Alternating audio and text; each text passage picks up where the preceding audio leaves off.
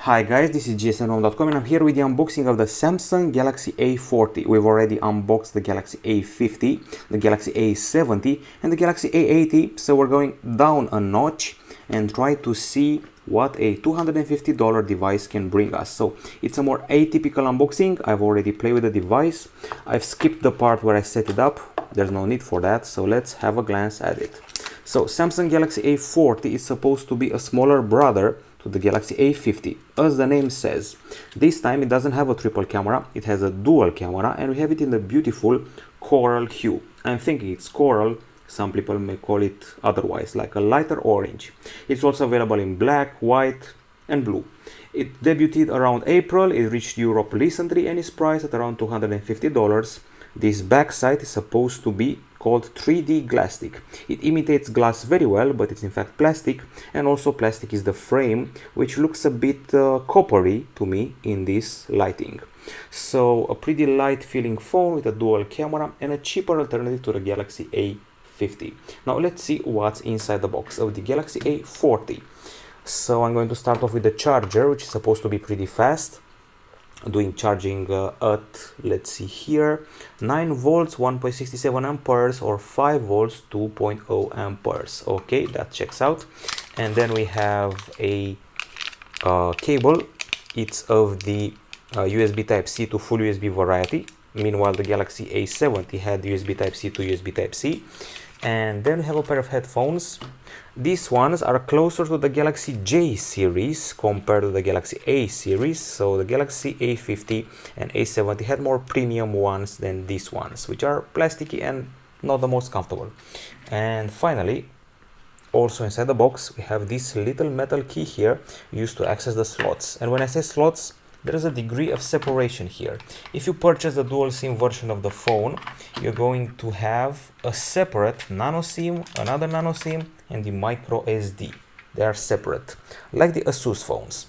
Also inside the box, we have this envelope where Samsung provided us with manuals, warranty, and the usual documents. They're here. Quick start guide, warranty card, original log guide. So that's everything available inside the box. I want to highlight again, it's not exactly a first contact with the device.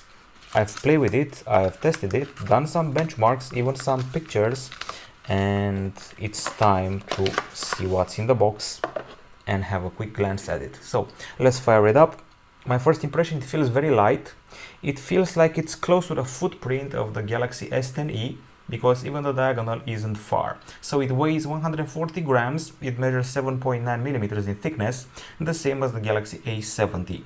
It's got a 5.9 inch screen, which luckily is a Super AMOLED. They haven't gone down to the IPS LCD, which the lower Galaxy A models have. The resolution is Full HD+, and we have a small notch at the top side for the selfie camera. This time we don't have a Snapdragon CPU like we had on the Galaxy A70 and A80. Well, this time we have an Exynos octa-core 7904 14 nanometer processor. It's accompanied by 4 GB of RAM and 64 GB of storage plus a micro SD card slot. There's a 3100 mAh battery inside with fast charge at 15 watt, and we also have Bixby in the mix, which I just set up right here. So 3100 mAh, and at the facade we have here a 25 megapixel camera for the selfies. That's a singular front camera. It feels similar to what we got on a Galaxy A50, but jury is still out on it. At the back side, we no longer find a triple camera like on the Galaxy A50 and A70. It's just a dual one, but it keeps the core camera. So 16 megapixel main camera, f1.7 aperture, face detection autofocus, and a 5 megapixel ultra wide shooter for those larger landscape shots taken during vacations, and also LED flash and a fingerprint scanner, and that's about it. Obviously it runs on Android Pie with One UI. It's got the night mode, it's got everything you want, it's got the new fonts, it's got the new multitasking, it's got a smart view, and this is the night mode I mentioned before. You can activate it like this, go totally dark, save some power and save your eyes after dark. Okay, it's got Bixby, It's got dual SIM card slots, 4G LTE, there's an USB Type-C port at the bottom, there's an audio jack and a speaker right here. Bluetooth 5.0 is part of the package, GPS as well, ANT Plus and NFC, and I think it's time to check out our website, gsnl.com. And on this occasion you can also see the keyboard of the device. Pretty comfy, I have to say. As I said before, the footprint reminds me of the Galaxy S10e. The phone is actually about 2 millimeters taller than that one and 0.1 inches bigger in general. It's made of plastic that looks like glass, feels pretty comfy, doesn't feel like it's going to slip anytime soon, and I also see a gentle curvature of this screen here. And as usual, I'm going to take you very quickly to the camera interface. Things are pretty straightforward right now.